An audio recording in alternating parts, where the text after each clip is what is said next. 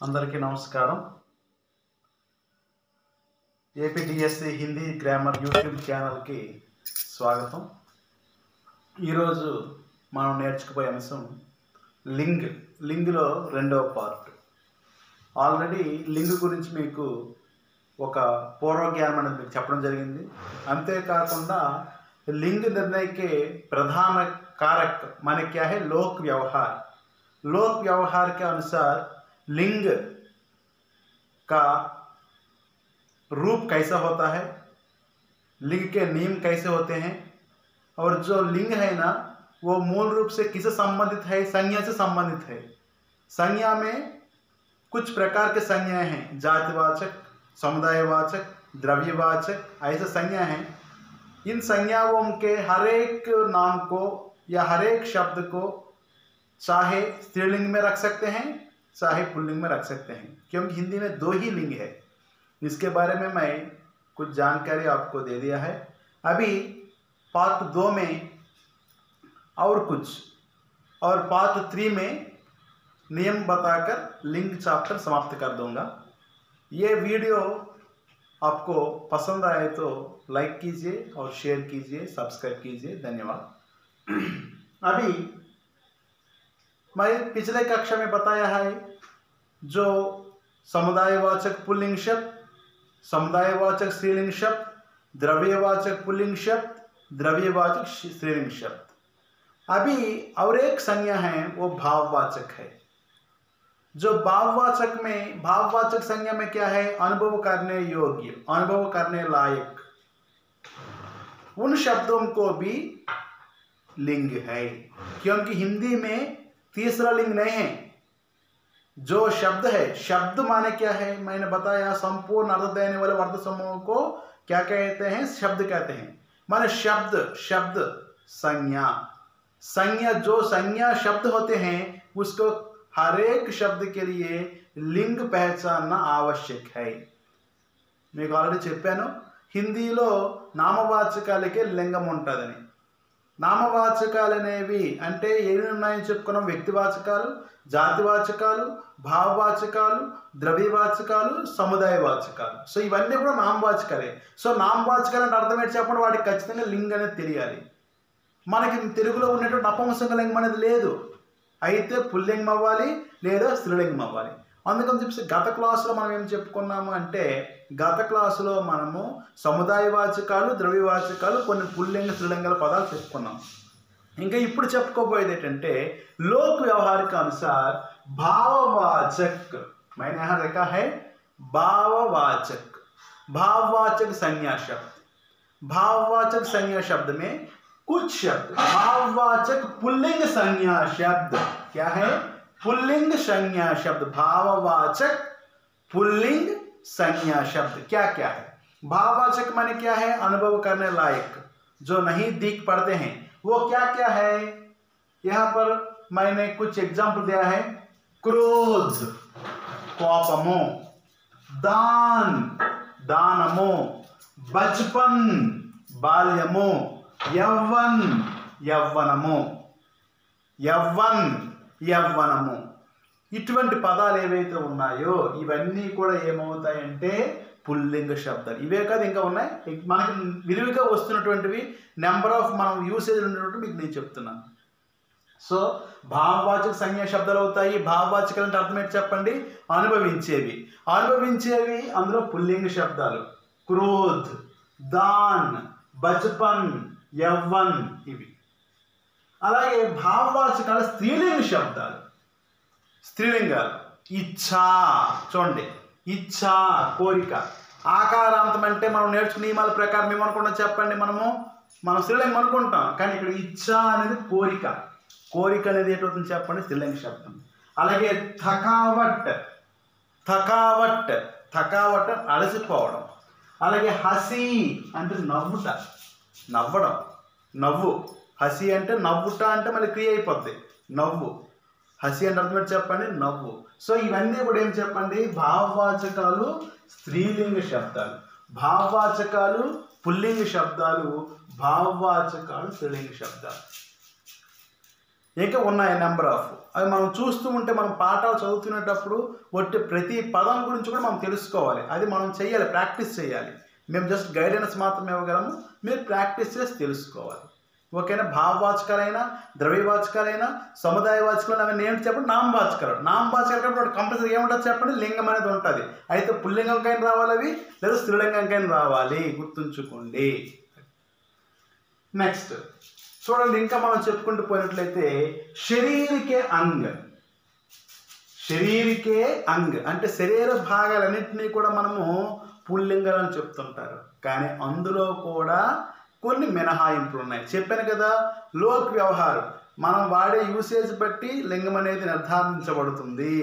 So శరీర భాగాల్లో కూడా ఆంక్, నాక్, జీభ్, జాంగ్, కాల్, నస్ ఇవన్నీ కూడా ఏమవుతాయి చెప్పండి? అపవాదం అనమాట. శరీర అంగాలన్నీ కూడా మనం పుల్లింగం చెప్తాము, కానీ ఇవన్నీ ఏమవుతాయి చెప్పండి? స్త్రీలింగాలు. ఆంక్ అనేది స్త్రీలింగం, నాక్ అనేది స్త్రీలింగం, జీబ్ అనేది స్త్రీలింగం, జాంగ్ అనేది స్త్రీలింగం, కాల్ అనేది స్త్రీలింగం, నస్ అనేది స్త్రీలింగం. సో అందుకని చెప్పేసి మనం లింగాన్ని మనం నేర్చుకునేటప్పుడు ప్రత్యేకించి పారామీటర్స్ ఇవి నియమాలని చెప్పలేము. ఎందుకంటే ప్రతి నియమానికి కూడా మినహాయింపులు ఉన్నాయి. ప్రతి నియమానికి కూడా మినహాయింపులు ఉన్నాయి. అయితే మనము హిందీ భాష నేర్చుకునేటటువంటి వాళ్ళగా, హిందీ ఎగ్జామ్స్ రాసే వాళ్ళగా మన తాలూకా కర్తవ్యం ఏమిటి అంటే, మీ అందరికీ తెలుసు నామవాచకాలకి పుల్లింగాలు స్త్రీలింగాలనే ఉంటాయి. సో నామవాచకాల్లో ద్రవ్యవాచకాలు వస్తాయి, సముదాయవాచకాలు వస్తాయి, భావవాచకాలు వస్తాయి, జాతివాచకాలు వస్తాయి. సో వీటి కంపల్సరీగా అయితే పుల్లింగమైన అవ్వాలి లేదా స్త్రీలింగం అవ్వాలనే నియమం మనకు తెలుసు. కాబట్టి మనం డిక్షనరీ పెట్టుకొని మనం చదువుతునేటప్పుడు అటువంటి ద్రవ్యవాచకం కానీ, ఏదైనా సముదాయవాచకం కానీ, ఏదైనా భావవాచక శబ్దం మనకు దొరికినప్పుడు వెంటనే మనం డిక్షనరీ తీసి మనం చూసుకోవాలి. దాని తాలూకా లింగం ఏమిటి అనేది మనం కంపల్సరీ తెలుసుకోవాలి. అప్పుడే మన తాలూకా భాషా పరిజ్ఞానం పెరుగుతుంది. జస్ట్ ఈ వీడియోస్ అవనియండి, కోచింగ్స్ అవనియండి, మీకు ఒక గైడెన్స్ అంటే మీకు ఒక త్రావను చూపిస్తాయి. అంతేగాని గమ్యాన్ని చేర్చడానికి ఇవి ఏమీ సరిపోవు. ఎందుకంటే గమ్యాన్ని చేరాలి అంటే మనమే ప్రయత్నం చేయాలి. మనం హార్డ్గా ప్రయత్నం చేస్తే మనం గమ్యాన్ని చేరుతాం. సో మీకు ఎందుకంటే మీకు నేను చెప్పిన కాన్సెప్ట్ ఏంటి చెప్పాను అంటే, మీకు ముందు నుంచి నేను ఏదో చెప్తున్నాను, మీకు కాన్సెప్ట్ ఇస్తాను, ఆ కాన్సెప్ట్ మీద మీరు బిల్డప్ అవ్వాలి. సో ఇక్కడ నేను ఇచ్చినటువంటి కాన్సెప్ట్ ఏంటంటే, నామవాచకాలకే లింగ్ అనేది ఉంటుంది. కాబట్టి నామవాచకాలు ఉండే 5 రకాలు కూడా మనం ఏం తెలుసుకోవాలంటే అవి ఏ లింగానికి సంబంధించి తెలుసుకోవాలి. అయితే మొట్టమొదటిగా మనం ఏం తెలుసుకున్నామంటే, లోక్ వ్యవహారిక అనుసారి పుల్లింగాలు, స్త్రీలింగాలు, సముదాయవాచకాలు, ద్రవ్యవాచకాలు, భావవాచకాలు తెలుసుకున్నాం. ఇప్పుడు చెప్పుకోబోయేది ఏంటంటే రూపుకి ఆధారపర్. చూడండి ఏంటండి రూప్. రూప్ అంటే అర్థం ఏంటంటే శబ్దం యొక్క రూపం ప్రకారము అది పుల్లింగమా ఇది స్త్రీలింగమా మనం కనిపెట్టాలి. అందులో మనం ఇప్పుడు నేర్చుకుపోయేవి ఏంటంటే పుల్లింగాలు. వీటికి కూడా మళ్ళీ అపవాదులు ఉంటాయి, మినహాయింపులు ఉంటాయి, చూసుకోండి. ప్రతి దానికి మినహాయింపు అనేది ఉండి తీరుతుంది. అది మనం జాగ్రత్తగా గమనించాలి. ఎందుకంటే లింగ అనేది లింగ నిర్ధారణ के लिए ప్రామాణిక నియమ नहीं है, లోక్ వ్యవహార ही ప్రామాణిక है. ముందు నుంచి మీకు నేను చెప్తున్నాను.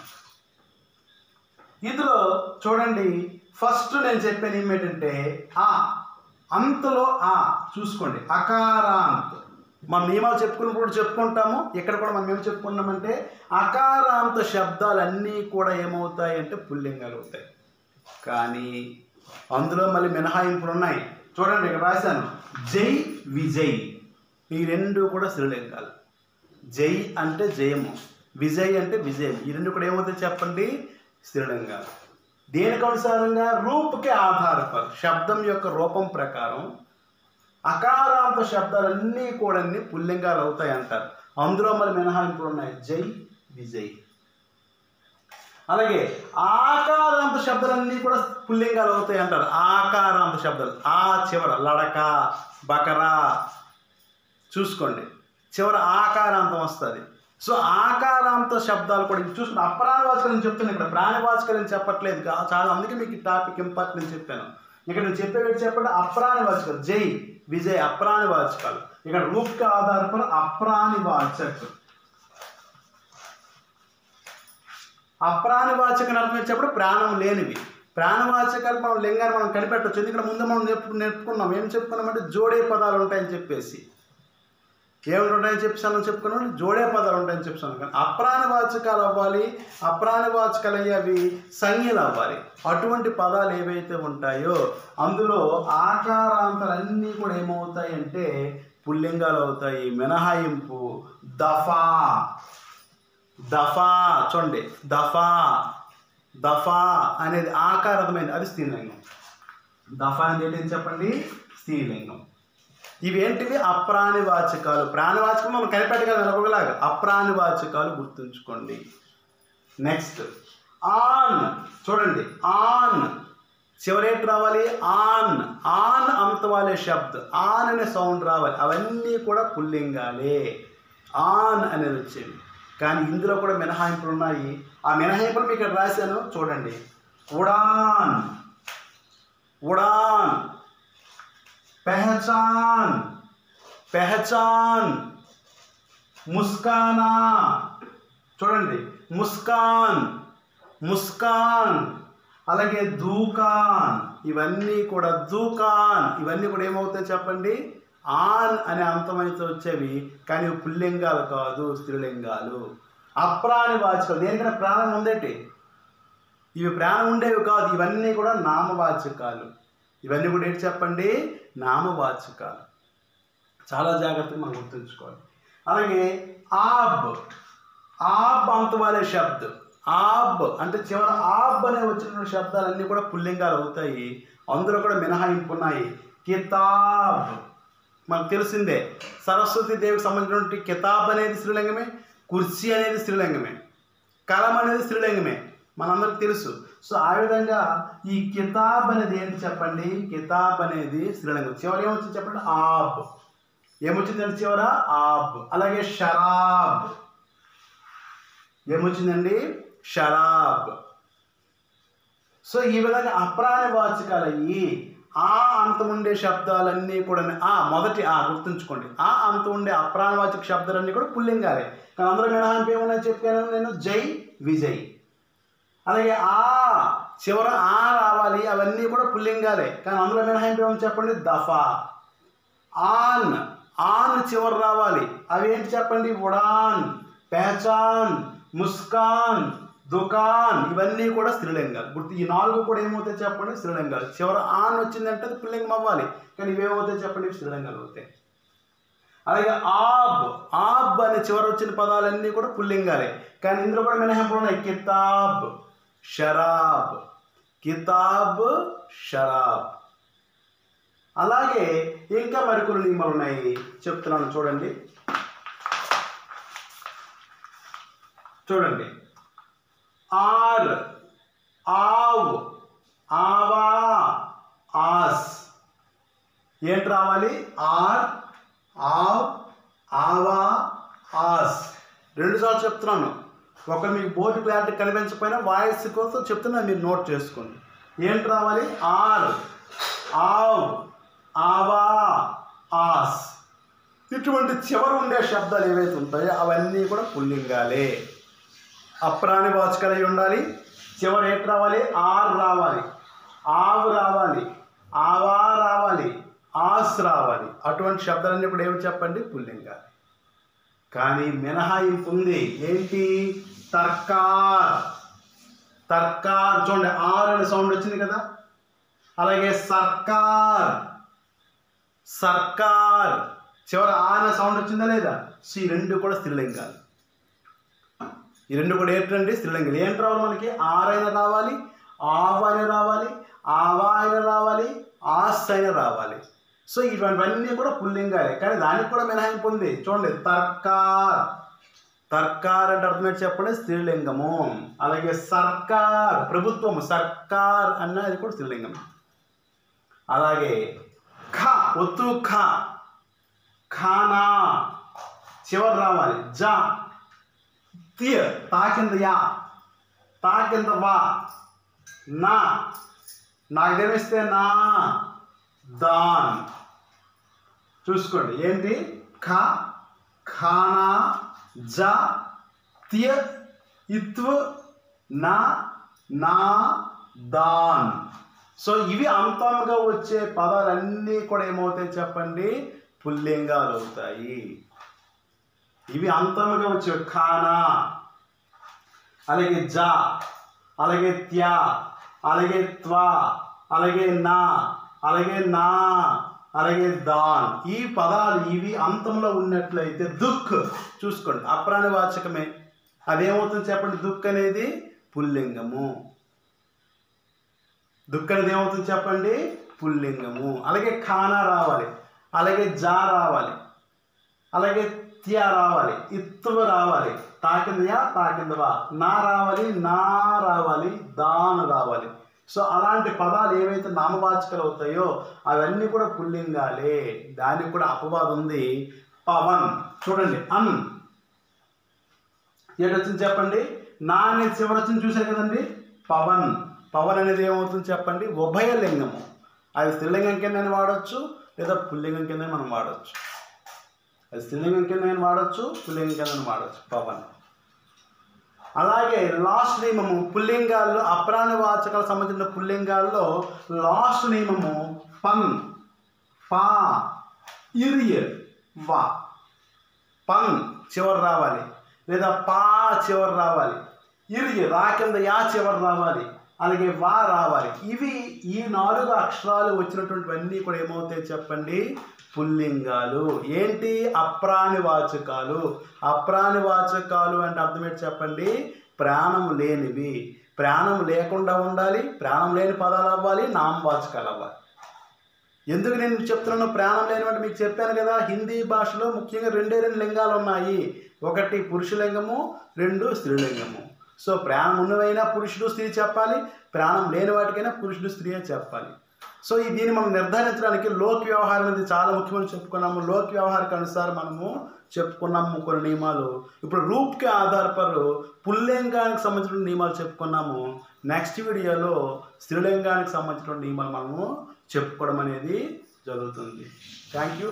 అందరికీ అర్థమైంది అనుకుంటాను. ఏమైనా సరే మీకు అర్థం కానట్లయితే మళ్ళీ వీటికి మీరు ఏమైనా కామెంట్ చేసినట్లయితే నేను మళ్ళీ దీన్ని చెప్పడం అనేది మీ గురించి చేస్తాను. నా తాలూకు అంతిమ లక్ష్యం ఏంటంటే అందరికీ రీచ్ అయ్యి అందరికీ దీని మీద కొంత అవగాహన రావాలి. అయితే నేషనల్ మీరు ఎగ్జాంపుల్స్ చెప్పట్లేదు ఎక్కువ అనుకోవచ్చు.